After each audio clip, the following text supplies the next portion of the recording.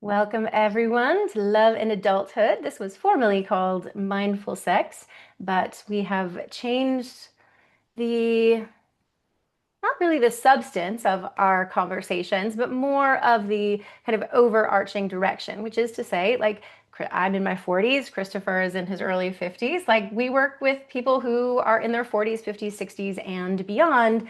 And under this Love and Adulthood umbrella, we get to bring forward conversations that maybe you're not having anywhere else. Some of these conversations come out of stuff that we're experiencing, playing with, talking about with our clients. Some of it comes from the audience. People have asked us to teach about stuff. I met a friend on Substack, and that was where this idea came to be for this particular subject. Christopher and I have not kind of directly, publicly spoken about this before. We've woven it into some of our other stuff. So you may have heard us talk about our use of cannabis or our use of other substances. But today we're going to explicitly focus on that.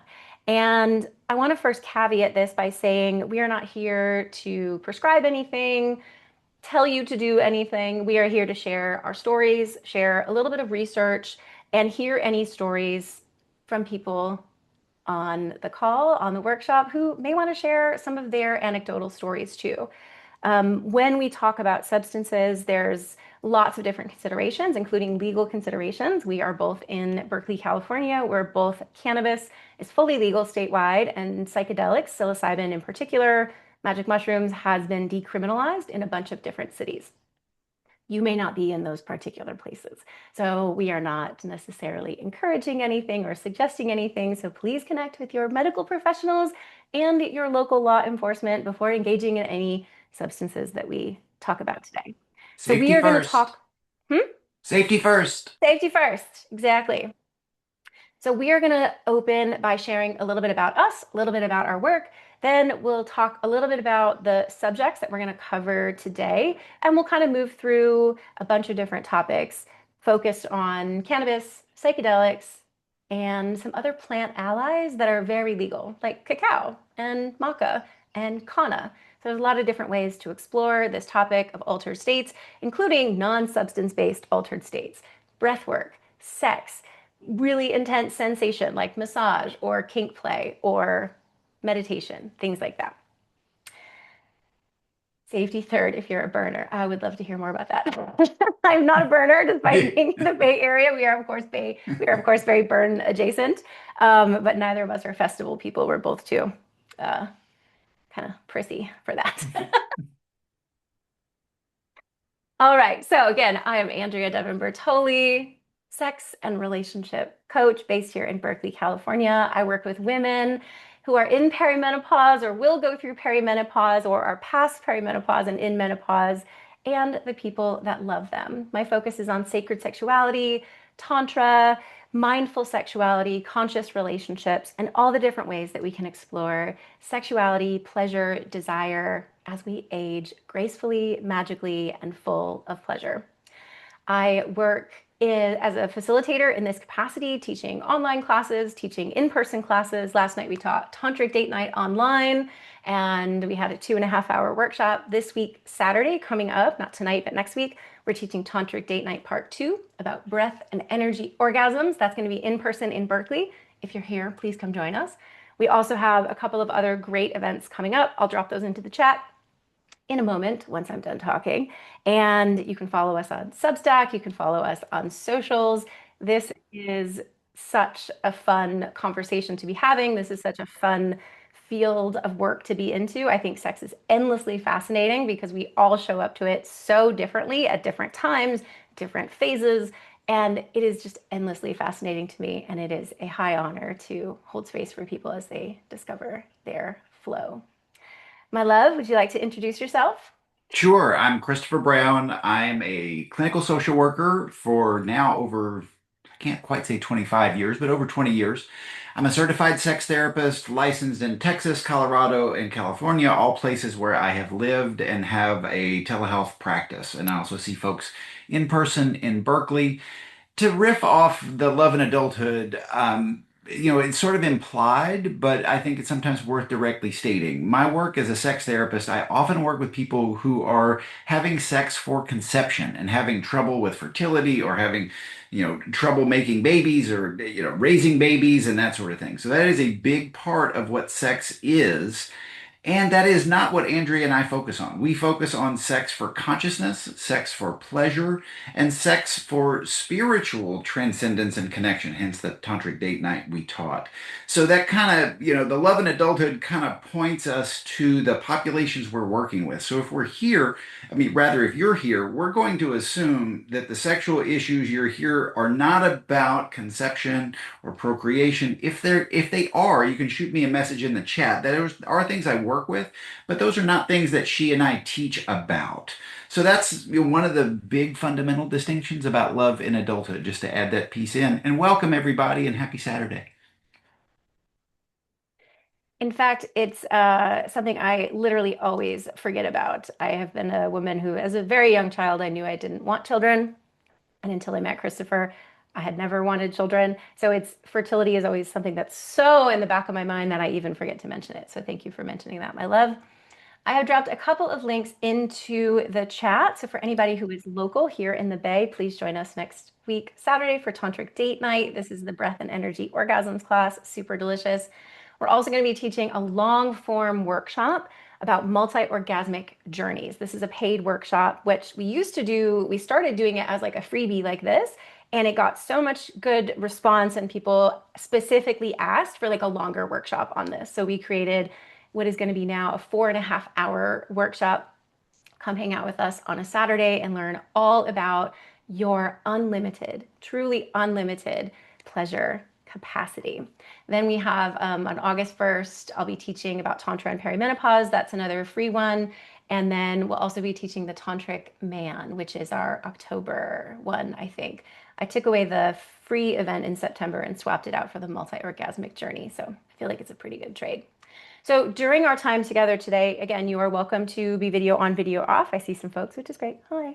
Um, you're also welcome to drop stuff into the chat. If for some reason you don't want to share a chat publicly, you can send a direct message to me or more likely to Christopher. And we can read it out loud if you want, without your name, of course, totally anonymized. And that'll give you a chance to drop into the conversation with being fully anonymous. If you don't mind your name showing up in the chat and other people seeing it, you can drop comments, questions, adoration into the chat. We'll always take that. Um, all right. One quick rule on the Yeah, container. Andrea, when will we end today? we are going to hang out for an hour and a half total. So with this one, I have a little bit less structure around this Okay. one. So we'll do a little bit of conversation, invite you in for feedback and sharing, and then a little bit of conversation. Sometimes I have a more structured outline. Today's a little bit more loose. And just one quick note on any of these workshops, we have actually had this experience. This is why I'm saying this. Mm. You're welcome to be video on, but we would like you to keep your clothes on if you have video on. And if you decide to masturbate, we are very solo sex positive. But if you masturbate on camera in front of the group without everyone's consent, which we don't have, we will kick you out of the session. So just so you know, that is where the boundaries lie this morning. All right. Thank you, my consent master, dungeon master, temple guardian. All right. So, some of the stuff we're going to talk about today includes how cannabis interacts with the nervous system and how it can help some of us, especially those of us with estrogen dominant bodies, get out of our head and into sensation, into arousal, into turn on. We're going to talk about how psychedelics, specifically psilocybin or magic mushrooms, how this can create kind of like a shared reality and also help us with depression, anxiety, all sorts of different things. We're going to talk about other very legal plant allies, like I mentioned, cacao, canna, kava, damiana, a couple of other things. We are going to talk about the power of altered states more broadly, right? So breath work, arousal, things like that. And then we're going to talk about how all of this intersects with our own story of me, especially moving completely away from alcohol in my 40s.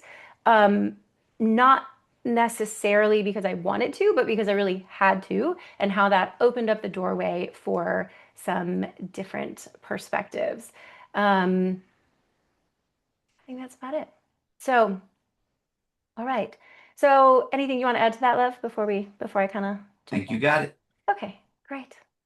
So, like I said, I have in our particular relationship, I am definitely more of the explorer. Like I'm just more curious. I'm more adventurous by nature in travel, in food, and also in substances. And so for me, but I was never like I was a very like good kid. My parents were actually very substance forward. My mom is an alcoholic, and my dad was doing a bunch of cocaine unbeknownst to me until I was much older. And my dad said his biggest fear when he was a young parent was that his kids would want to try drugs and he would have to explain why it's not okay for my kids, but it is okay for me. Luckily, he never had to have that conversation because my brother and I were so fucking straight edge that like, the worst we did was like have a few drinks at 19. Like we were not party kids. Um, and I was never a big drinker anyway, but what I started to realize in my 40s was that it just kept making me feel worse and worse and worse. It would be first, it was like, okay, I could only have wine if I didn't have to work early. Okay, I could only have wine if I then had dinner. And then it was like, okay, well, I can't have red wine, but I could do white wine. And then it was, okay, well, maybe I can't do wine, but maybe I can do beer. And I just kept making these like consolations all the time and trying to be like, well, okay, I could take this, but only if I take these herbs, and I can take this, but only if, and it was just all these barriers. Christopher just said, as we were talking about this morning, he said, I can remember this one time just a few years ago where we were having some champagne, I think you said, and you could like watch the hangover come on before I had even finished my glass Yeah. of champagne. No, halfway through, no joke. I mean, she's laughing, but really sitting in an outside bar and she's drinking a glass of red wine. And I asked Andrea, so let me back up a step, y'all. So anytime we're doing a workshop like this, we're going to zoom into some detail, but we're going to want to zoom out too. And why are we talking about this? Yeah, And specifically, not us, the collective, but why are Andrea and I talking about this? So one of the things that we really want you to do is to try to be more, and maybe you already are. So I'm making an assumption right here. So if this doesn't apply to you, please disregard. But we really want everyone to be making very conscious, intentional choices around substances and what they're for you or for y'all. So that was one of the things. And we're always going to talk about this balance of the difficulty of a thing or the pain of a thing and then the pleasure of a thing, right? So what Andrea's talking about now is the pain of the thing. I was sitting at a, outside restaurant. I remember exactly where we were, and we're sitting in an outdoor bar, and she orders a glass of red wine, and before she finished the first glass, she started complaining of headache. She started complaining of sinus, what is a, an allergy response, sinus swelling, difficulty breathing, and I'm like, Jesus Christ. Okay. I mean, like what is happening? She's having the hangover before the intoxication. Right. And so that's the story. It was a real profound negative impact and fast. And so we were curious about what this was. And Andrea, I'm speaking for you. I think your experience is this was a sign of perimenopause. And, yeah. one of the things Andrea is passionate about, and I am too, is educating women and the people who love them of the symptoms of perimenopause that can come on as soon as 30 to 35. Yeah. I started to notice the effects of alcohol, like these challenges I was mentioning, probably as early as 35. And at 35, I didn't have any of the information that we have at our hands now about perimenopause. I'm 46 now. Um, and I realized that that was probably the first sign that my body was starting to change, right? And the reason that this changes for so many of us is because estrogen plays an enormous role in literally every system of the body, but especially our metabolic system. So as estrogen starts to decline in early perimenopause, it changes how we digest food. In the past few years, I have also changed how I eat. I have changed how I exercise. I have changed how I sleep. Like there's been a bunch of stuff, but the substances one is the most relevant today. So without getting too much into the science of it, which again is not my area of expertise, knowing that alcohol especially becomes harder and harder and harder for our body to process metabolically is part of the reason why it can be so challenging. And I've talked to lots of people, women who are my age or close to it, about increasing anxiety, which we know happens in perimenopause, increased anxiety and increased depression. And alcohol, for me, really strongly correlated to that. Not only would I wake up feeling like garbage, my anxiety would be through the roof, even though I was totally fine and at baseline the day before. So we often think of alcohol as like a solution for stress and anxiety, and I found that it absolutely had the opposite effect on me. And around that time, and I guess like kind of early stage, I wasn't really exploring with cannabis. It wasn't until maybe a couple of years ago that we started adding in cannabis for me as an alternative to what we are calling the altered state, right? So instead of having a happy hour at home or going out for drinks, I'll have a very small dose cannabis, like 1 milligram, which is like a micro dose of cannabis, maybe two if I know we're staying home and not going anywhere. But one is just enough to give me that nice feeling of like, oh, I've had like a half a glass of wine without any of the kind of impacts of it. I want to stop there because Christopher, I think you have a really interesting kind of perspective on this, both as dating someone who's functionally abandoned alcohol. I think I took my last sip about a year ago because he ran a race in Sonoma and it was like a wine themed race. And we went out and had some champagne for brunch. And then I was drunk and we went for a wine tasting and I was sick for like 2 days. And that was the last time I had any alcohol was last summer, period.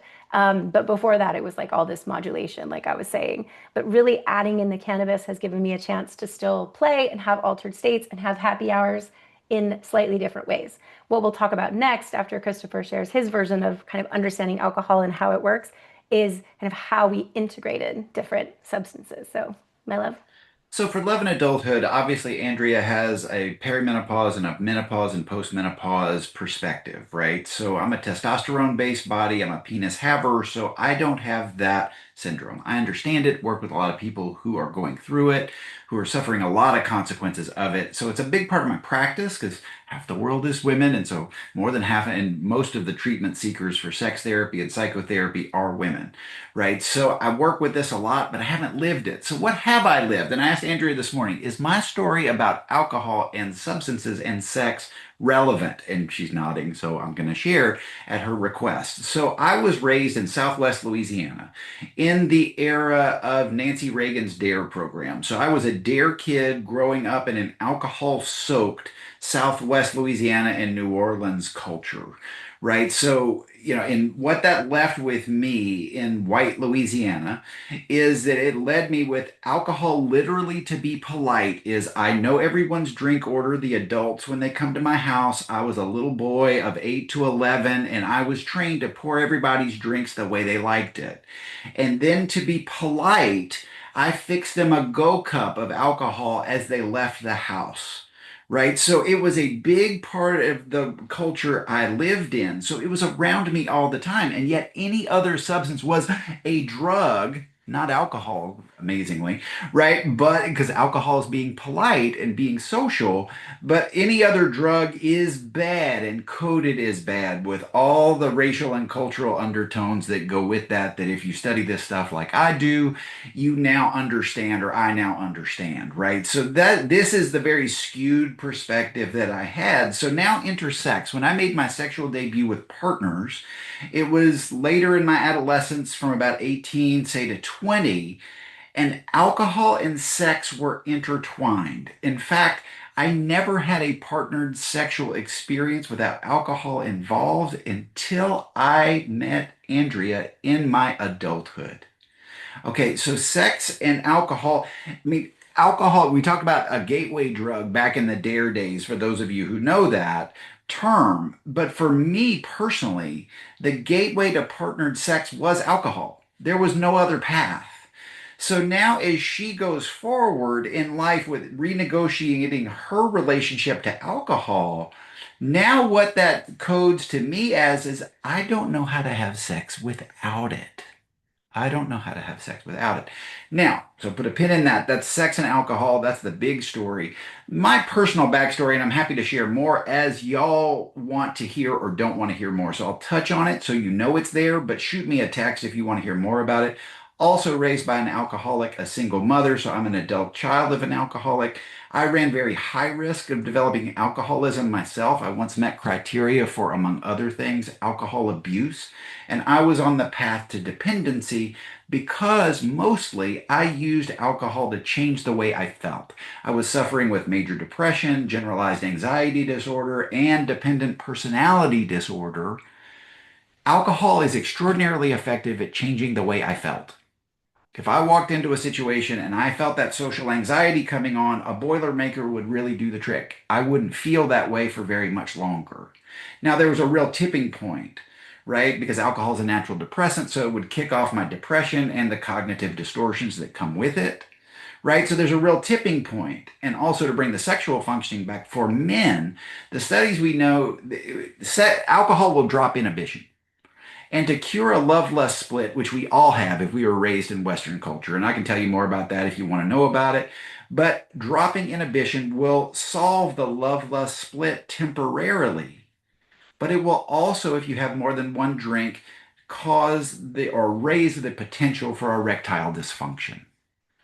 Right. So you can imagine as a person whose gateway to sex was alcohol, and I used alcohol to manage premature ejaculation and my own love lust split, once I started having erectile dysfunction, I mean, not to, to tell you the end of the story, it caused a shame spiral in me, right? So now you kind of see the pain and the pleasure. Like alcohol could give me access to partnered sex, but it also ran the risk of increasing all these other pain points and not pain in a fun way for my kinksters in the audience.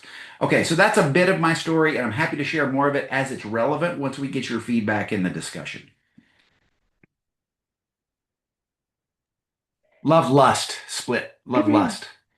The love lust split. So I was a graduate student in women's studies, gender studies, and we would call it the Madonna whore complex, which is to say that women can be only the perfect mother, the perfect wife, or a whore, right? This is the Madonna whore complex. In more clinical language, it's, the things that we want and we desire, but have a little bit of shadow to them. It's maybe we're queer and we weren't raised to know that that was okay, or we're kinky and we're afraid our partner's not going to love that about us, or we're not sure what we are, and we don't know how to integrate that with societal expectations of what a good man is, or a good woman, or a good partnership. So most of us have this split. And for some people, yeah, it comes from this childhood wounding. My own version of it was that I knew I was bisexual when I was like 13, but I was raised in a really homophobic home. So it wasn't until my 30s that I really actually like fully became expressed in my bisexuality. So that's kind of an example of that, and the kind of internalized biphobia that comes with that. So this is all Therapist, roads in anything? sex therapy usually lead to either infertility or difficulty with fertility, trauma, or shame. Mm. Right? So shame is the emotional experience of the pain, the emotional pain that I feel when I know or believe I'm bad. Right? There is something wrong with me. I don't feel guilt about something I've done. I can't feel both. I can't feel guilty, but I also feel shame because I know in my core I am bad. Right? So if you have a shame-based wiring, which I do, alcohol will slow down the frontal lobe and and the governor over our own behavior. So it will release my inhibition so I can actually do what I want. Right? So there's that love lust split. The actual shield between love and lust is shame. Right? So there was an old movie with Billy Crystal and Robert De Niro where Crystal's playing a therapist and he asked De Niro, he said, well, why don't you do these sexual things you do with your mistress, with your wife? And he says, what are you talking about? That's the mouth that kisses my children. Right. So it happens a lot where we start to see it. And by the way, the love lust split is a large cause of a lot of sexual betrayal in relationships. Because once I start seeing you, to use Andrea's frame, as the elevated Madonna, you're the mother of my children, say, well, I can't do these dirty things to you because you're this elevated creature, right? So you start to see like the cultural pretzel that this turns us all into. How the hell do we get out of that pretzel? Not everybody's seeking sex therapy. A lot of them just go to the bottle because it works a hell of a lot faster. Hmm. but the consequences are pretty serious. And they were for me, to give you that picture. I mean, I developed a real alcohol problem. I ended up having legal problems, certainly had relationship problems. I mean, alcohol was not my friend in the long run, but in the short run, it let me have the kind of sex I wanted to have, unless I had sexual dysfunction. Ugh, so you see all the tricky bits. Right. So there's substances now that can give me experiences that are more similar to what I want without all this damage. Yeah, and one of the things that we haven't touched on yet, I don't think, is that alcohol fundamentally works to kind of disembody you, right? It creates that, blend of the love lust split. It kind of maybe reduces some pain or some chronic pain, physical or emotional you have. It helps change your state of being. Again, a lot of us are chasing that for lots of reasons. And it does it in a way that is less conscious, less present, less intentional. And one of the things that we are thinking about kind of throughout the course of this workshop today and our own experiments in this at home is really the intentionality, right? And the intentionality is really important here. So you can absolutely take a super high dose of cannabis and go to a big party and have a great time. Not for me, but some people can. You can absolutely take a huge dose of mushrooms and go to a huge party in the park and stare at the trees and dance with 1,000 humans and like, cool, and have that kind of big experience. But what we're more leaning towards, and as introverts, we're kind of more aligned with, is really having more like intentional, not necessarily always therapeutic experiences, although both of these substances can be used therapeutically, but more this kind of intentionality, right? So if we come back to the very broad perspective of altered states, cannabis can put you into an altered state that for me and for a lot of people reduces my anxiety, reduces mental chatter. Now that I have this kind of adult onset ADHD, like really help me focus in a way. Another perimenopause symptom, Yes. by the way. Yes. So again, and for me, it's very low dose. We'll talk about dosage in a little bit, but it's this kind of, I want to take this thing to help me in this particular way. Oftentimes, when we have a date night or a sexy date night, we will enjoy some cannabis ahead of time so that both of us get into that slightly altered state with the intention of being more connected, being more playful, being more relaxed, especially for me, kind of reducing that anxiety. And that is part of it. Same thing with psychedelics. If we enjoy psychedelics, it's for me often kind of a medicinal experience, right? Like it helps me kind of stay afloat above perimenopausal related depression symptoms. It helps me reduce anxiety. It helps reduce chronic pain in my body, also perimenopause related. And in recent months, it's really helped put me into a very different kind of altered state that is sexual, that is playful, that is what I think of and what a teacher has told me before is like it gives you a reference point in your body, right? Imagine it like the way your Google Maps leaves you a little note, like, here's where you parked your car, right? And you go back an hour later and be like, oh, yeah, there's where my car's parked. Okay, cool. A reference point is something that you can experience on a medicine, a psychedelic, high dose cannabis, low dose cannabis, whatever it is, so that you can train your body to come back to that when you are sober. The other way to, again, start to explore some of these altered states and think more broadly about them, if you don't enjoy substances or you don't want substances, is some of my like most intense altered state experiences have not been with substances. It's been with breath work. And when I say breath work, I mean the kind of activated, intense breathing. You may have heard this referred to as like holotropic breath work. That was kind of like an old school version of it. The activated breath. There's a lot of different ways to approach this kind of breath work practice. But what it does is it gets you breathing really fast that changes the carbon dioxide and oxygen level in your blood, creating its own altered state that you have control over, which is really powerful. If you're on a psychedelic, you're kind of on the ride. If you take a dose of cannabis, you're kind of on the ride. If you're in breath work, you have control over that. The other way you could think of altered states, I remember the first time I ever went to a sound healing with the gongs and with the sound bowls and the bells and the chimes. It was its own altered state. If you think about like sometimes if you're in a yoga class in Shavasana, it's kind of that like halfway between a dream, halfway between waking. That's its own kind of altered state. And very broadly, arousal is its own altered state. Yes. Just a word from you on kink as altered state too. Yes, awesome. The other way to start to experience this is if you are interested in kinky play or BDSM play, when we start to experience these kind of high states of pain as pleasure or high sensation or high intensity, this can also induce altered states in a totally sober mindset. And in fact, most kink parties, most kink dungeons have a sobriety policy because they don't want people mixing one altered state with another altered state, right? So having really high intensity, whether you're spanking or flogging or using a vibrator or an edging or whatever you're doing, all of that can induce altered states. They talk about it as subspace, where you get into this kind of submissive, spacey place and you kind of need to come back from it, just like a trip. You can also get into kind of dom space or top space, where you get kind of heady and dizzy and in your own space Mhm. from topping somebody, from being in that type of energy.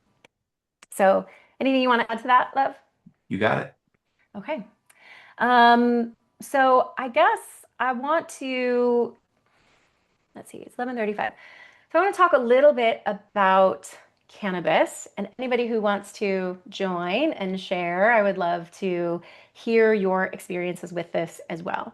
So, like I was saying in the beginning, I was never really into drugs as a kid. I did a little bit of smoking when I was in my 20s, but it made me so paranoid that I literally like stashed the weed in the ceiling because I was so scared that the cops were going to come. Um, and now it's really moved into this more gentle, integrated, very conscious approach. And as I have mentioned, like my anxiety, my depression, my kind of ADHD, all of this feels very new. Also feels very contextual based on kind of where I am in my hormone journey. Even while being on hormone replacement therapy, I'm taking all the hormones. I think that's a Uh, really important thing for everybody to know. Like being on HRT, it is probably the most efficacious treatment available for women in perimenopause and menopause, and it has been widely shunned due to poor reporting in the 80s of a study linking cancer risk and hormone replacement therapy. So there's been a travesty done to half the population that is starting to be reversed thanks to Andrea and a lot of other pros in this space. However, getting on HRT alone it mitigates these symptoms. It does not eliminate them. So when Andrea tells you her story, she is on HRT, had access to this very early on, and yet is still having these symptoms. So again, we're in a both and world here, just to add that piece in. Yes, we got some good affirmations in the chat. Thank the goddess for HRT. Absolutely. So, just to be very clear for anyone who's new to this conversation, I'm taking oral progesterone. I have an estrogen patch. I have backed off testosterone because my own levels are a little bit high right now. I take a vaginal DHEA to support bladder and mostly help me sleep through the night so I don't have to wake up 10 times to pee. And I also take a vaginal vulva based testosterone and estrogen cream every night. I want my pussy to be happy. I want my vagina to be happy. I want my bladder to be happy. And the systemic hormones help brain, cardiovascular, musculoskeletal, joint pain, all of that. And I still have a ton of fucking symptoms. I still have back Right. pain. I still Even have with all anxiety. that, right I here, still go here. through depressive episodes. My period was a week and a half late this month. Like, like there's no like bulletproof solution to all of this. And being in perimenopause feels like a really weird and often expensive game of whack-a-mole, but we're all doing the best that we can with the information that we have. So that is all to say. One of the best allies I have found on my perimenopause journey is cannabis. Both, again, like I mentioned a couple times, for anxiety and kind of mood and focus, but also for sex. I have had some of the best sexual experiences of my life while on cannabis. Whether it's, and again, like I am very sensitive, right? So we'll talk about dosing now. I can take if I'm sitting down and doing some work, or if I'm writing an essay, or if I'm, doing some busy work, I can take 1 milligram of cannabis and feel great. 2.5 is if we're gonna have sex, if I'm hanging out by myself for the night and I just want to like read and take a bath and use the sauna, whatever. That's kind of my highest dose is 2.5. If you go to a dispensary, most things start at like 10 milligrams. I I have overdosed on cannabis before accidentally while making chocolates, and it was one of the worst nights of my life. I stared at my ceiling for like 8 hours, and it was awful. Christopher, on the other hand, is a totally different human body and can take 3 or 4 or 5 times the amount of cannabis that I can. Yeah. Before you get into me, and I love hearing about me, there are some questions specifically in the chat about, wow, small doses, but what form is that? I've only smoked it. Are you taking it in gummy forms? So, and again, we have no affiliation with these companies, so we have no financial conflicts to disclose, just so everybody knows. Yeah, great questions. Thank you. So I take, again, no affiliation. I take this brand. Let's see if you can all see it. It's called Mary and Jane. This is the simple one. So this is just Kanna, which we'll talk about in a little bit. Kanna is a South African herb that's often considered nature's MDMA. It is not like MDMA, but it is a little bit of a lift. But I like the Mary and Janes because they come in that 1 milligram dose and they're little melts. So they're not gummies. They're not even really, I guess they'd be considered an edible, but they're like little melts. So almost like a little mint, but it melts really quickly in your mouth and they react really quickly. So instead of waiting like 2 hours for the edible to kick in, it takes maybe 10 or 15 minutes. Sometimes I can feel it in like 5 minutes if I have an empty stomach and some caffeine in me. They make one that's 1 milligram. They make one that's 2.5. They make another one that's like a bedtime one, which I also take, which has magnesium and tart cherry and reishi in it. They just started making some little drops, which are really strong. So if you're a sensitive flower like me, I don't recommend the drops. These are also hemp derived, so they can be shipped to all 50 states. They are legal in all 50 US states. There's some legislation pending right now in the US about hemp and its derivatives. So who knows if this company will be in business in 6 months? I really fucking hope that they are. But I have loved working with them. And their whole pitch is like they're two moms and they're basically like, look, like being a mom is hard. Like you should have some cannabis. Like, hey, like we know you love your kids and we know you're tired and you need like a little bit of a boost. Like, great. Like here's some low dose cannabis, Andrea, which is does it really make you funny. have dry mouth, eyes, etc.? Uh, if it's a higher dose, I definitely get the dry eyes. It doesn't seem to give me dry mouth, which is good. But fun fact, here's another fun thing that I love. These are called, I found these on Instagram. These are called Flint's Mints. I don't know if you can see, this is like a really big one. And they're made, they kind of advertise themselves as like helps you give better head because it makes your mouth water. It activates your salivary glands. These are not, the flints are not cannabis. They're just like little mints that you can carry around. So if you do have dry mouth or if you suffer with that, if we ever smoke a joint, that ruins my mouth for sure. The Flint's mints are really nice. So if you feel thirsty or if you feel like you need a little bit more saliva to give great head, or if you just have dry mouth from cannabis, Flint's mints are a great option. They're made with spilanthes, which is a little flower that makes your tongue kind of go numb and feel really cool. Um, yeah, so the company is called Mary and Jane. It's just maryandjane.com, I think. Um, then they make these other ones that are called Simple Sunnies, which just include the kanna that do not have any cannabis in them. So yes, the dosage is perhaps related to body mass, but also sensitivities. And also, of course, it's related to hormones. And there's some new research coming out about estrogen and cannabis and how that reacts, and estrogen and psilocybin, which we'll talk about in a moment. So what else do I want to say? Okay, so the Mary and Janes are my current favorite way to do it. Historically, I have also made coconut oil, cocoa butter, and I've made little chocolates and things like that, but those are harder to dose. If you live in a state or in a municipality where cannabis is legal, you can just be very, very careful when you're reading the labels at the stores. Again, most things come in very high doses.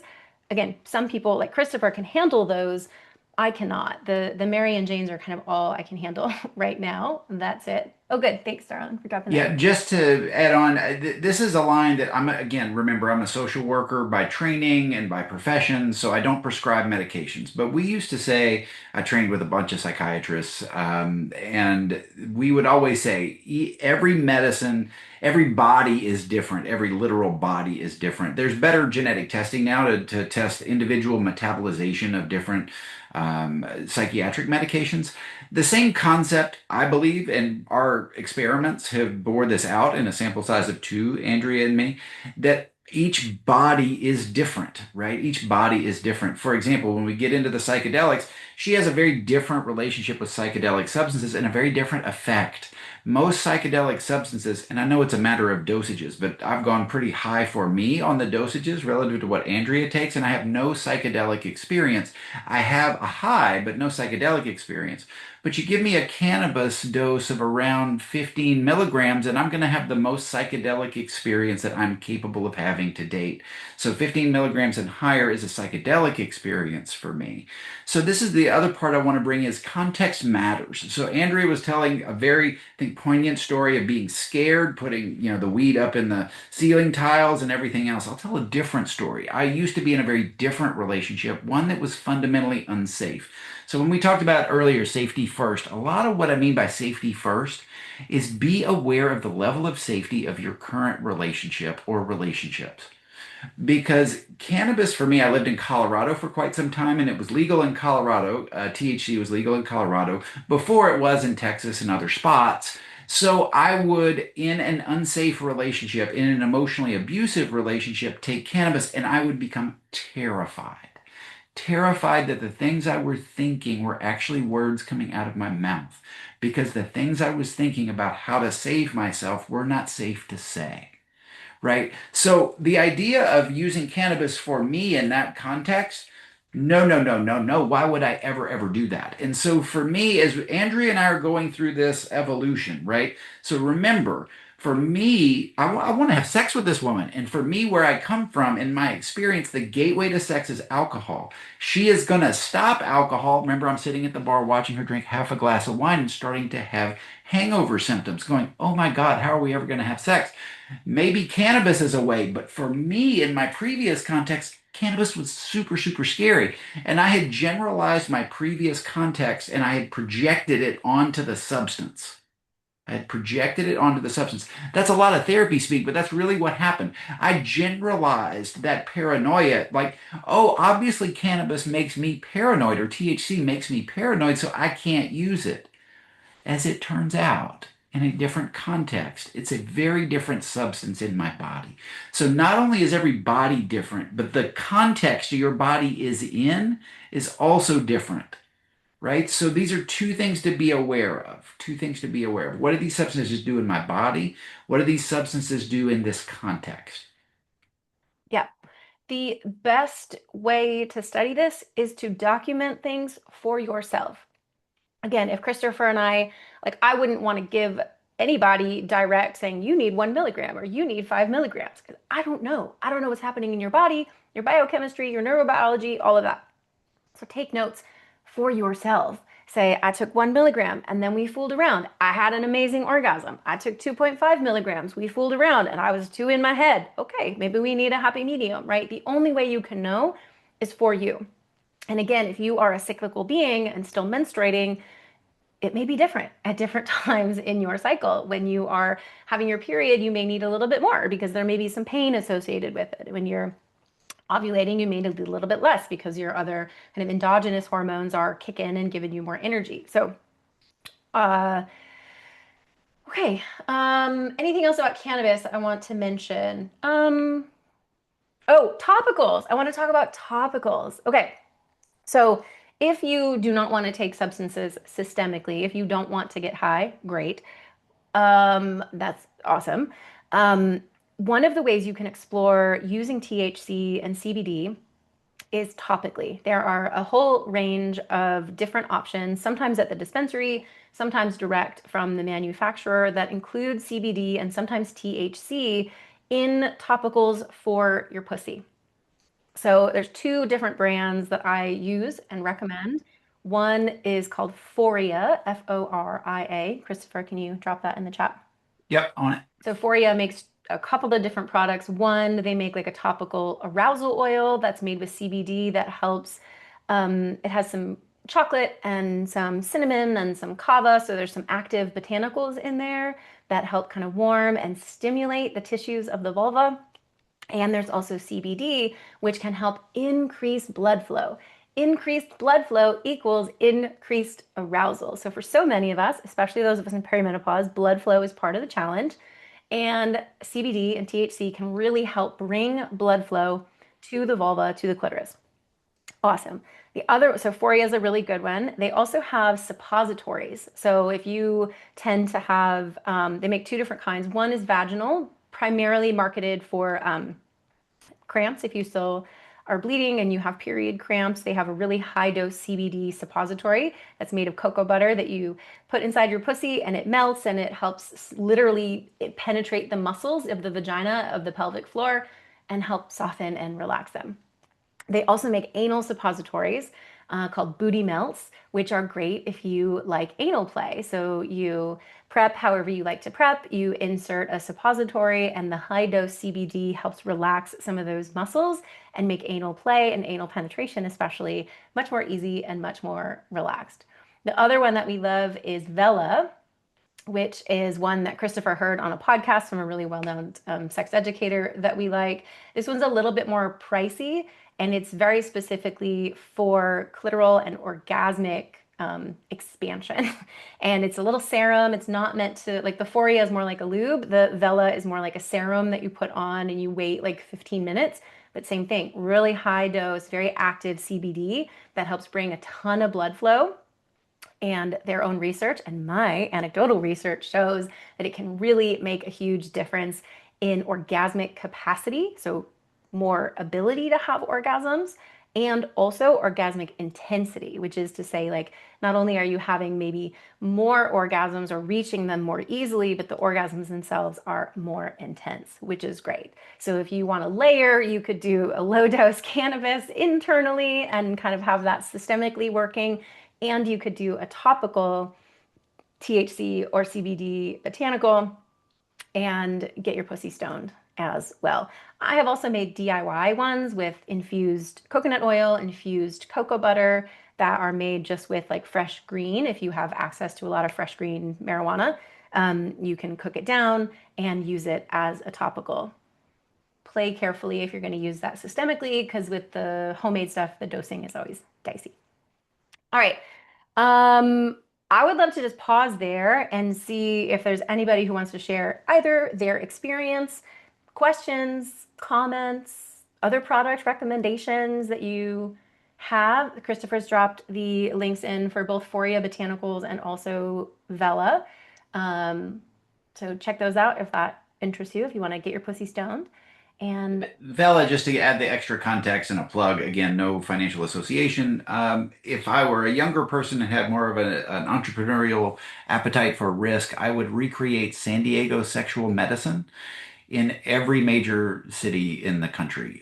San Diego sexual medicine is as a certified sex therapist, my go-to folks for complex sexual health problems.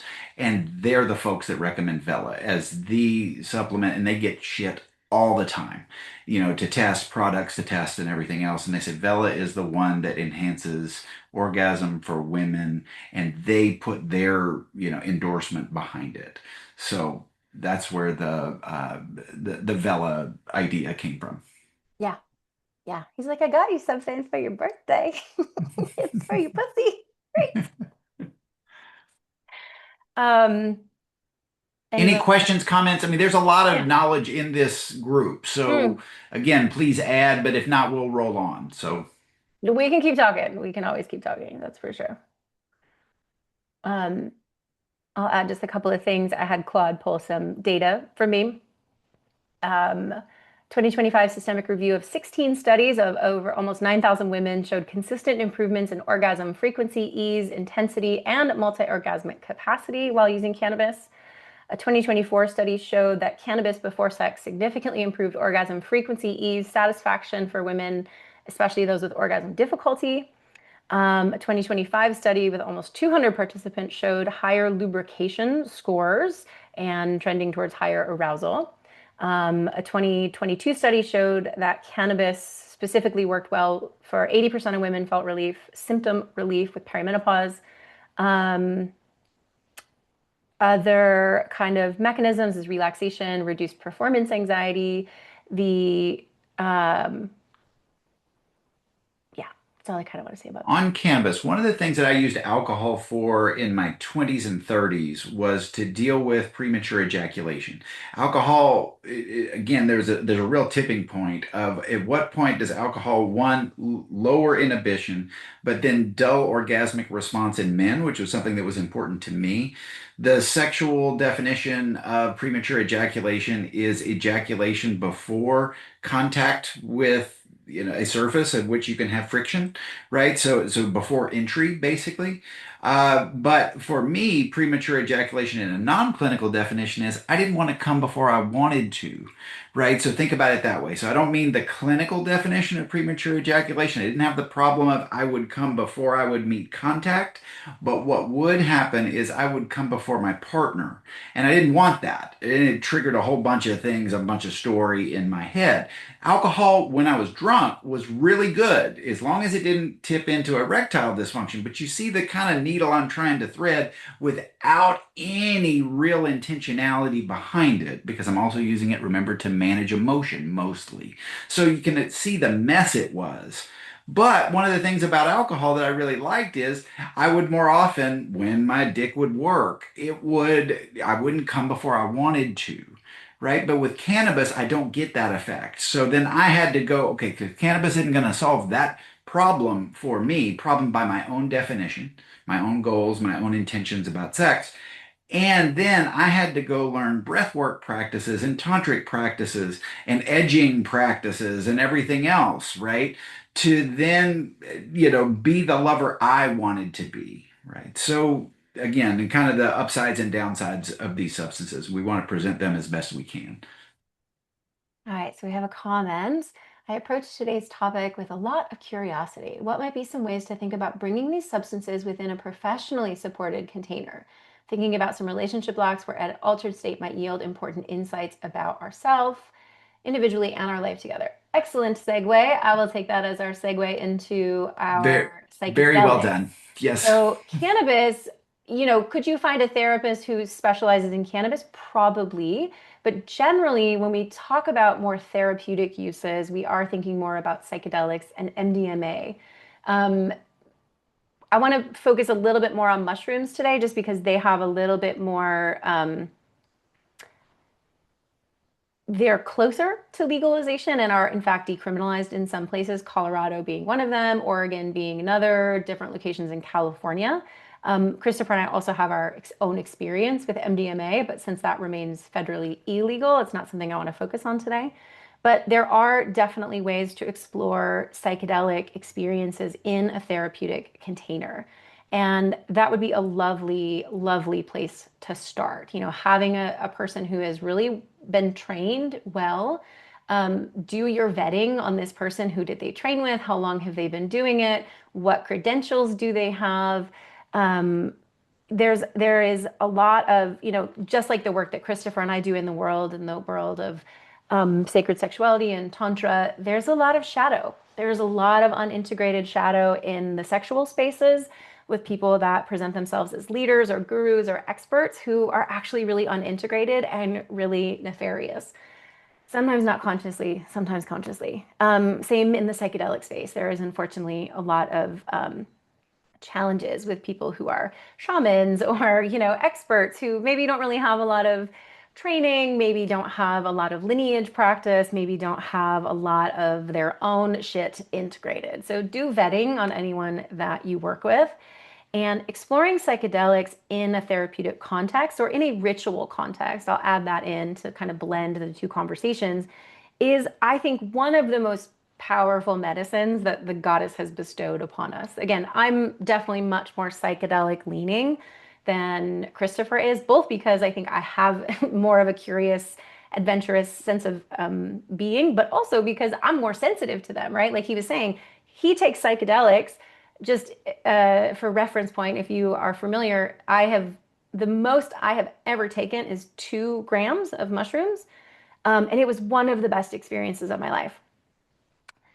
The last time we did it, I think I gave him 3.5 grams, and he felt like a little bit high, but like no psychedelic, no journey, no spirits. He wasn't talking to the houseplants. Like he was totally here, totally present, very turned on, very much in his body, right? Whereas for me now, 1 gram is like maybe the most, and I've even backed off of that, and I'm down to like zero point 0.2 grams of mushrooms because that is enough of an experience for me, again, for my body. His body is very different. And while I have more of that curiosity, like, well, I could also buy DMT at this place. And this person talked about 5-MeO DMT, and that sounds kind of cool. I'm like, I don't know, maybe ayahuasca. He's like, I'm cool. Like, I don't really, he's like, I don't really need to do that. It's like just very, we approach it very differently. So But approaching, again, the takeaway there for me, or one takeaway, not the takeaway, but one takeaway is know why. yeah, Right. Like what, the cliche in business world is know your why. This is one where it's really useful to know your why. So, my whys don't, intersect with these substances at all. Andrea's, already kind of given me the cue that we're not going to talk a ton about MDMA. I will say back to the question about, hey, blocks in the relationship and everything else. What we were hoping, I supervise psychedelic assisted therapists. So we were really hoping as a profession that one, we would get ketamine approved by the FDA, which we have. And Andrea can speak to that if she wants. Then we were hoping that MDMA would follow for the treatment of PTSD in veterans mostly, but not only. Right. So a post-traumatic stress disorder, for those of you who don't know the jargon. And we were, as a therapeutic community, really hoping then we could do off-label work for couples to use MDMA for assistance in couples therapy. So for the folks, for the professionals that have been doing MDMA facilitated therapy, even though it's gray market, right? So to Andrea's point, not legalized, we don't have FDA approval yet, but they call it the heart opener. So chemically, what it's doing now, physically, is also increasing heart rate. So I went through one of these trainings myself. We use MDMA, occasionally ourselves. So I have a heart condition. So I went and got cleared by my cardiologist because any amphetamine is going to raise your heart rate, right? So absolutely check with cardiology, safety first, right? But if you don't have a heart condition and you have a block in your relationship and you can find a provider who will offer this kind of facilitated experience, the idea of MDMA is it suppresses the fight or flight response and it boosts the bonding hormone of oxytocin, right?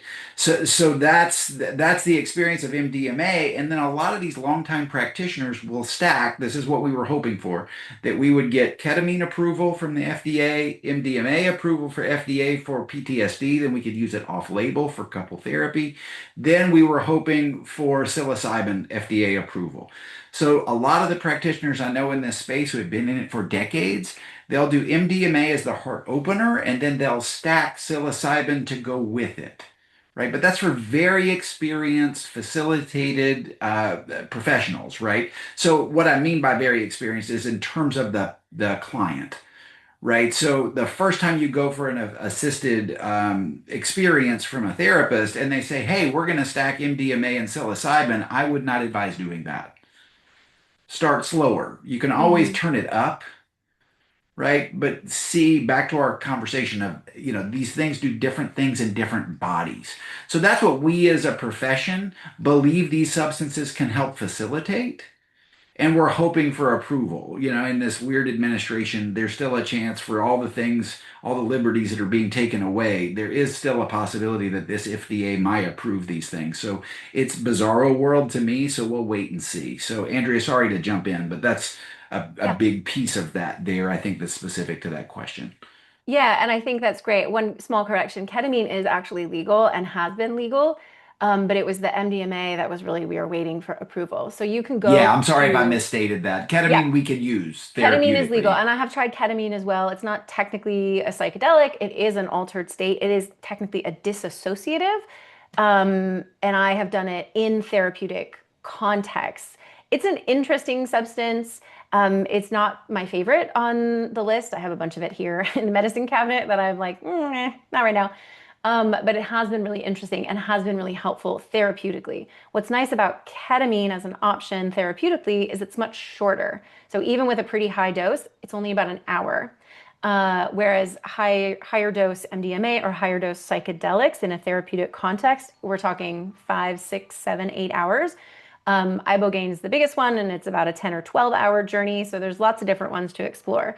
The benefit is that with each psychedelic that you take, you get what's called a neuroplastic window, which is to say any sort of substance that you take opens up the neural pathways in your brain, and you can unwind old patterns, build new habits, create new ways of being, seeing, doing in the world. Um, Ketamine, because it has a shorter actual substance time, has a shorter neuroplastic window of just a couple days. Something like mushrooms, which has a medium range kind of experience time of 6 to 8 hours, has about a week-long neuroplastic window. Something like ibogaine, which is not legal in the country yet, although there's some interesting studies coming out of like veterans work and PTSD. There are ibogaine clinics in Mexico where they work specifically with veterans and soldiers to release deeply held PTSD symptoms. Ibogaine's under medical supervision. It's really dangerous for your heart, so you have to be under medical supervision to do it. But the neuroplastic window, according to the traditional cultures where it comes from in Gabon, is like 10 years. So we're talking like a 10, 12-hour experience and 10 years of integration, of integrating all that you learned and saw and things like that. So, Andrea, a um, few things. My worry is that if I start doing these things, I'll never be happy, satisfied without them, i.e., addiction. I will say to that, if that's your instinct, trust yourself. yeah. Trust yourself. It was a big fear of mine back when I was abusing alcohol, right? Because I would remember I was on my way to becoming an alcoholic, or what I would say in the taxonomy I was trained in, alcohol dependent. Right. So I was really loath to start any new substances because I ran this risk with this thing I grew up with. Right. So, hmm and again, I had to change my context. But once I got into a safe context and started experimenting with these substances, Andrea alluded to it. We have a bunch of this stuff in our cabinet. She's been medically prescribed the ketamine, and I don't even know where it is. So Haven't for touched it. me personally, my fear of addiction, which I had for decades, has diminished dramatically, if not entirely disappeared. That doesn't mean it's going to be true for you. For now, if that's your fear, trust yourself. Yeah. Trust yourself. Yeah. Next thing, and Andrea, I don't know the answer to this. I wonder if you found it in your research or if you know it. What's the half-life on these? I have an entire next day impacted just after kava, not Yeah. active high, just like a hangover. Yeah, totally. Again, I'm a very sensitive flower. I can feel a caffeine hangover. I have my green tea in the morning, and if I indulge and have coffee, especially real coffee from a coffee bar, on a Tuesday, I will feel it all day Wednesday, right? So again, this goes back to trust yourself. If you know that you are a sensitive flower, great. I know that a couple weeks ago, I did a small dose of mushrooms at night. And then the next morning, I woke up and I was like, great, I'm going to sit down and I'm going to do writing, but I'm at my computer, I'm typing, I'm doing admin, I'm doing all this stuff. And by the afternoon, I was like, what the fuck? Like, why do I feel like this? I didn't give myself any integration time. So the next time I did it, I woke up, went to yoga in the morning, had a nice breakfast, like just moved a little slower so that I could use that time as integration. Um, there, again, every body is different. I don't know what the specific half-life of any of them is, especially when it comes to like testing, but your body is your best indicator. If you feel a hangover from kava, which has its own things, I want to talk about kava in a minute, um, that's the information that you need, right? One of the things that we have noticed is I don't get any kind of hangover from ketamine. I don't have that when it comes to magic mushrooms. I don't have that with cannabis. Neither Christopher nor I have it with MDMA. And a lot of people feel really terrible after MDMA. Their muscles feel bad, their jaw feels bad, their teeth feel bad, they have headaches, da da da da, their serotonin has crashed. Like we actually feel great. So, again, we are different in that way. You may have a different reaction. Most people talk about kind of having that kind of serotonin hangover or lag when it comes to the next day or two after MDMA. That doesn't seem to affect us. Do we still enjoy sober sex? Yes, we do. That's a great question. Yeah. Yes. I think, so in this sexuality space, there's a couple of sex educators who say things like you should throw away all your vibrators. And that really pisses me off because one, that's a big waste. Two, they're fucking expensive, right? But three, vibrators are a tool. Some of us, because of our anatomy, because of our hormones, because of our nervous system, have a harder time reaching arousal. Why would we take away a tool that helps people get there? It's similar with substances, right? Like, can you still have sober sex that's great? Yes.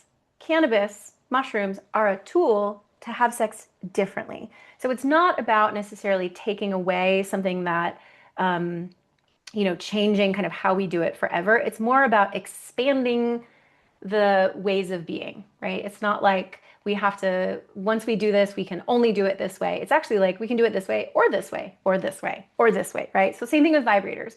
There's this rumor that you can desensitize your clitoris by using your vibrator too much. Fundamentally false. And just like neural pathways, we have pleasure pathways. So if I only masturbate with my vibrator at full speed in 4 minutes, like, yeah, that's how I'm going to train my body. That's how I'm going to train my brain, my nervous system, my clitoris to reach orgasm. That's fine. Sometimes you need a quickie. But if instead I train myself to do a little bit of meditation, do a little bit of breath work, take a shower, love up my body, do a little, kind of what I call analog pleasure, where I'm just using my hands and I'm touching my body and I'm turning myself on, that's a fundamentally different experience of pleasure than using a vibrator. Neither one of them is better than the other. Vibrators are tools, cannabis, substances are tools. Yes. I love that answer. I love the question even more. It's really, I'm sitting here while you're talking and I'm really thinking about, like, let me be honest about this. Do I? And so, what I will say, and remember, every body is different. So, this is the realm of individual psychotherapy, right? So, I know a lot of general stuff, but if y'all came to me for therapy, I don't know you, right? So, you got to teach me about you because everything I know in general might or might not fit. That's where we're a team, right? We got to figure it out. So, if I think of me as an individual, not now as a sex therapist, but me as the individual lover that I am today, and I'm reading your question and I'm going, the honest answer is, I don't think I ever did. The real sober sex I had was either non-consensual, I was abused, or I masturbated as quietly and as quickly as I could to get it over with so nobody would catch me, right? So that was my neural pathway to back to Andrea's statement, which I think is so true. My pathways for sober sex have either been abuse or shame ridden. So sober sex, I don't think I ever enjoyed it. And so if I take a broad lens of what sober is, if I don't have any breath work, if I'm not warming up my body, if I'm not really turning myself on, if my partner isn't really turned on, right? If we're just talking about sober, like no, substances on board, but also no, holotropic breath work or no tantric eye gazing or nothing. I think the answer to me honestly is no. But that doesn't mean that's the answer for you. So I would go back to, in your own kind of self-discovery, what were my original templates of sex, of sober sex? And if they weren't enjoyable, if they were trauma informed, that may be a pathway that's not open to you. It hasn't been open to me. Now, neuroplasticity is a big fancy way of saying not all this is fixed, right? It's all changeable. Right? So who's to say, now that I'm in a safe context and a really pleasure-filled relationship, that I won't get to the place where I enjoy sober sex? And maybe that would be a nice intention for me. So again, thank you for the question. It's a beautiful self-reflection. But that would be my answer. So I'm not saying it's anybody else's, but that's mine. Yeah. And I want to add a little bit of a layer onto that. So, plus one to everything Christopher said. And I want to add a layer onto that and say, really good sex is actually an altered state, which is a Yes. transition into our non-medical based altered state conversation. Okay, unfortunately, I can heavily relate to what Christopher is saying. I've never been able to build healthy sex pathways in a sober state. Yeah, that's really, again, so many of us are carrying around sex trauma, sex shame, sex stigma, whether it's cultural, like the kind of Madonna horror complex, love lust split, whether it's individuated, like Christopher's own experience. My experience was not of sexual abuse, but it was about what I call performative sex, which is to say, I was having sex for the other person and not really for me. So while I was a highly sexual person, most of it was driven by somebody else's desire or what I thought their desires might be. And so, kind of moving into this context of sacred sexuality and more mindful sexuality, it really is kind of slowing everything way down and coming back to self, right? And for some people, that might be meditation. For some people, that might be yoga. For some people, that might be therapy, right? Christopher was in therapy for 20 years. I've been Yeah. in and out of therapy. I've been in and out of kind of psychedelic spaces. Psychedelics have been one of my pathways to healing. Um, he went more of the traditional like talk therapy route for decades.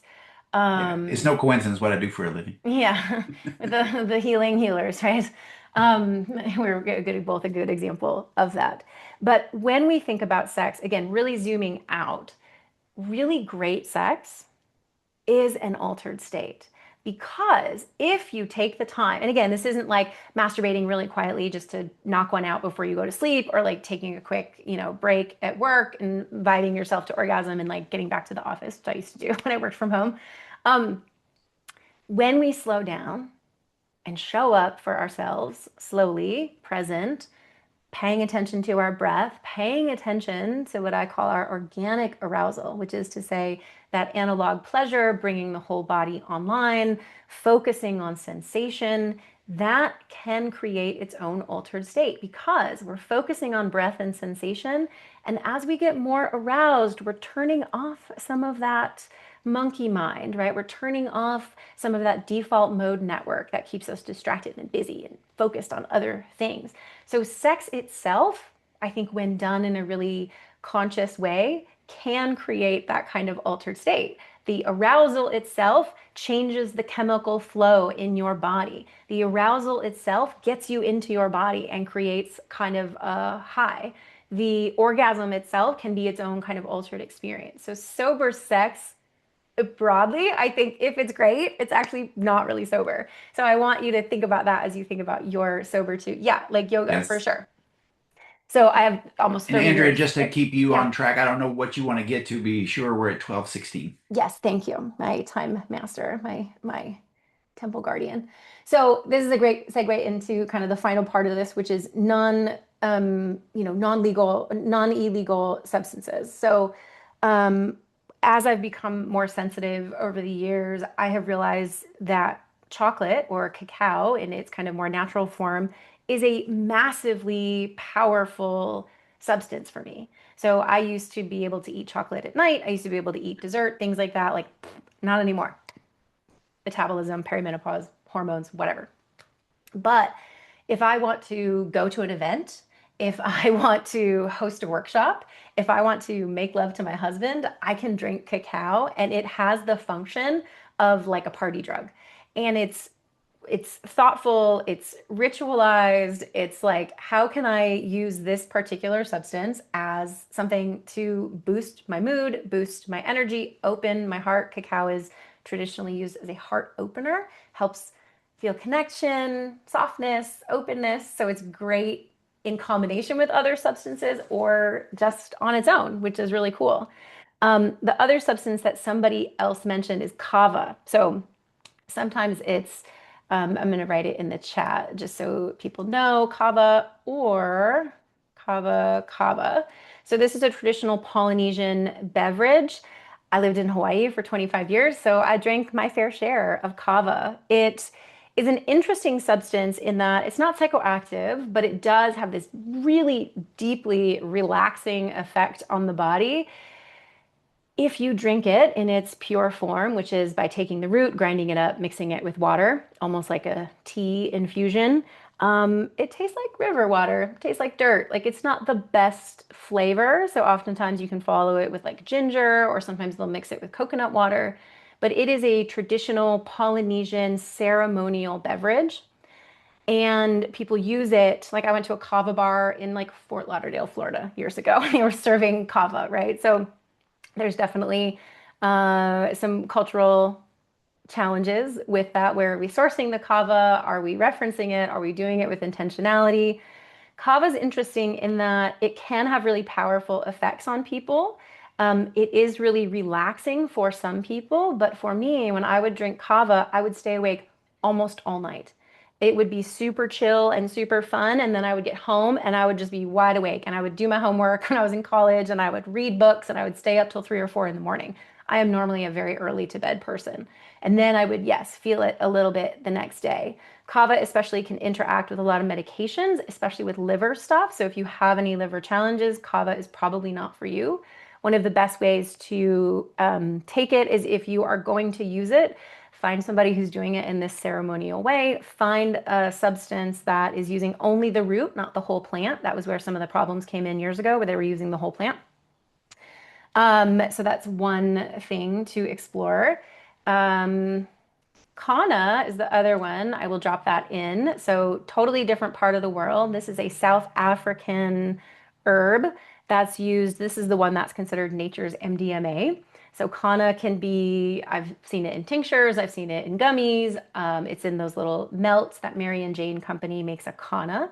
And in their Sunny melt, which the 1 milligram, they mix it with Kana, which is a natural mood lifter, natural heart opener, and it's pretty subtle. I definitely, even as sensitive as I am, only sometimes feel it.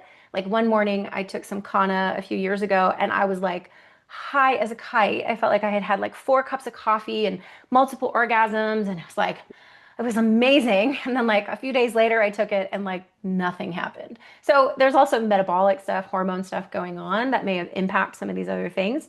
So Kana is another one to try. It's legal. You can buy it in a bunch of different forms. I don't have a specific brand of just Kana to recommend other than that Mary and Jane, but something worth trying if you want a more subtle and legal approach.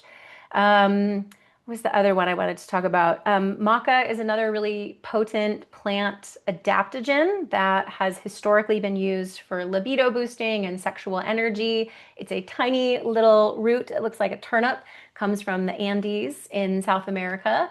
And you can buy it as a powder or as a supplement, and you can add it to cacao, you can add it to smoothies, you can add it to all sorts of stuff.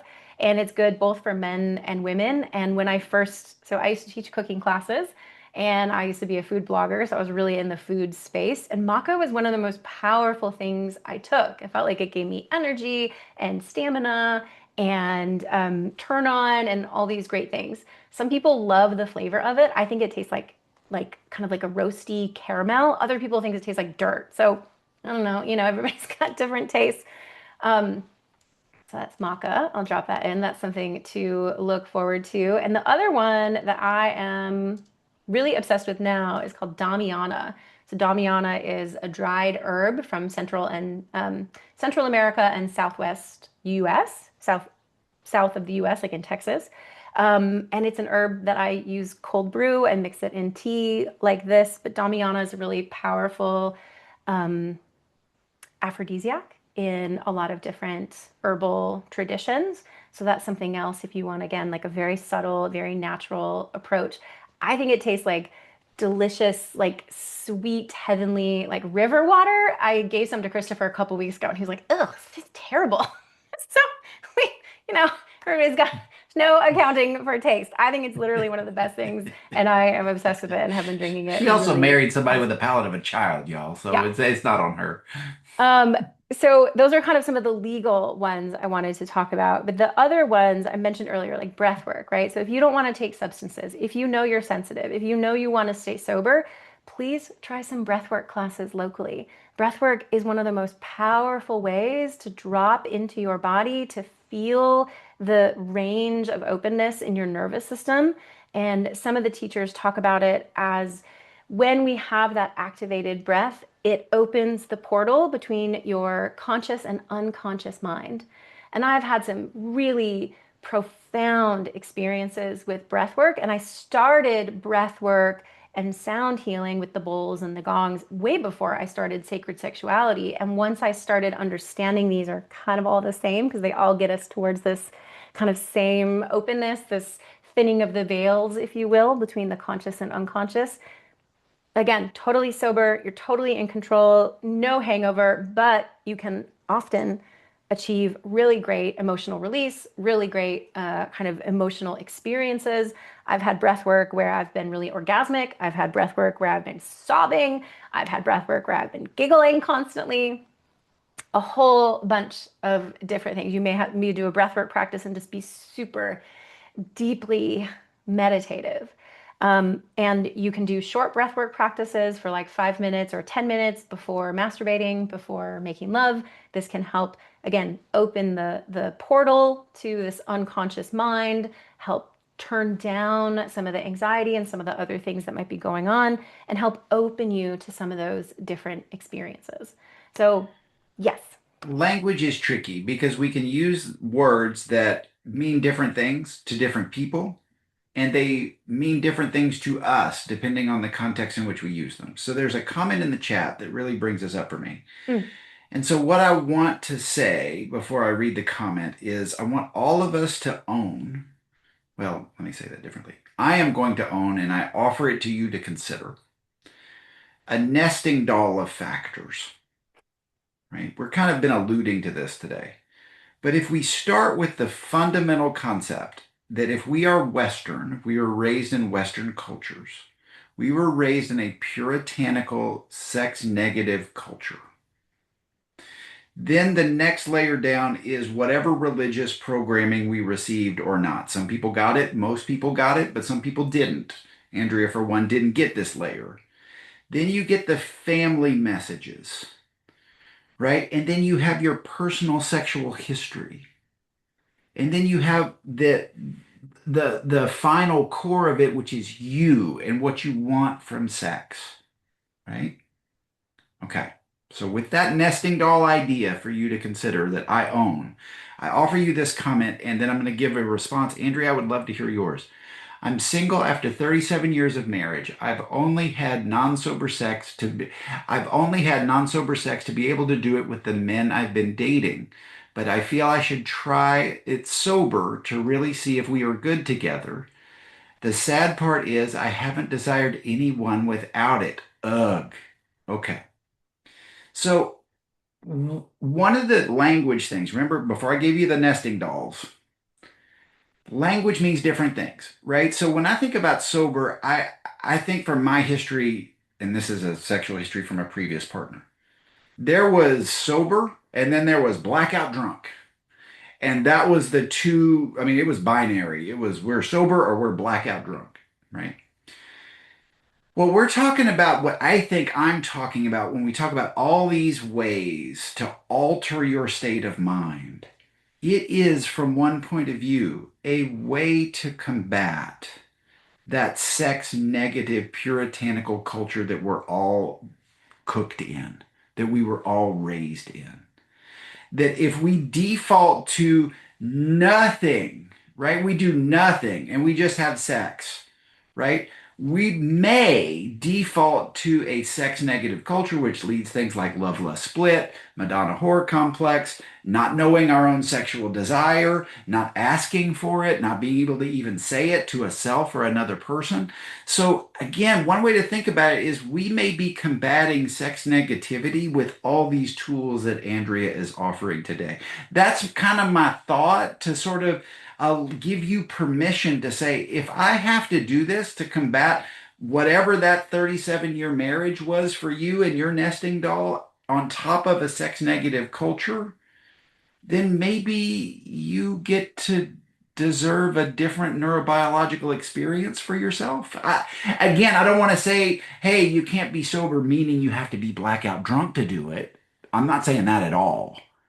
But I'm saying maybe we do need these alterations to be sex positive.